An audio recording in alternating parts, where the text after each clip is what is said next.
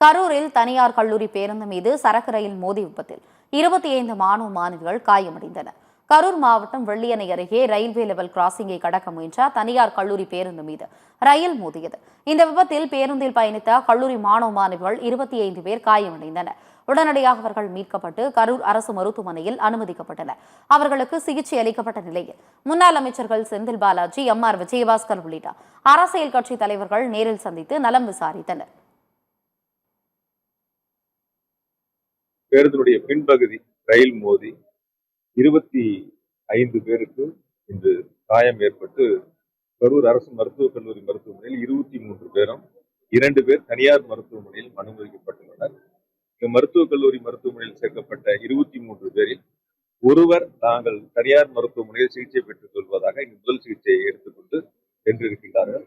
மற்றொருவர் வந்தவுடன் அவர்களுக்கான அந்த ஓபி கேஸ் மட்டும் வந்து பார்த்துட்டு செக் பண்ணிட்டு நல்லா இருக்குன்ட்டு அவங்களும் புறப்பட்டாங்க. இப்ப 20 பேர் அரசு மருத்துவக் கல்லூரி மருத்துவமனையில் சிகிச்சை பெற்று வருகின்றார்கள்.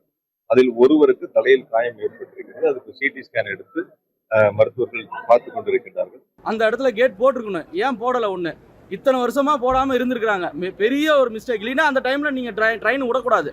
அந்த டைம்ல காலேஜ் பஸ் வரும், ஸ்கூல் பஸ் வரும், சின்ன சின்ன குழந்தைங்க போற எல்லாருமே அதில் அந்த தான் கிராஸ் ஆகி போகணும். தயவு செஞ்சு இதுக்கு வந்து மறுபடியும் நீடிச்சுன்னா நாங்கள் இன்னும் ஒரு 10 நாள் பார்ப்போம். அதில் எந்த ஒரு இது இல்லைன்னா நாங்கள் எல்லா காலேஜ் பசங்களோட பொதுமக்களோட போய் அந்த இடத்துல எந்த இடத்துலனா அந்த ஃபேக்ட்ரியில் உட்காருவோம். இது பெரிய ஆர்ப்பாட்டம் பண்ணுவோம் நாங்கள்.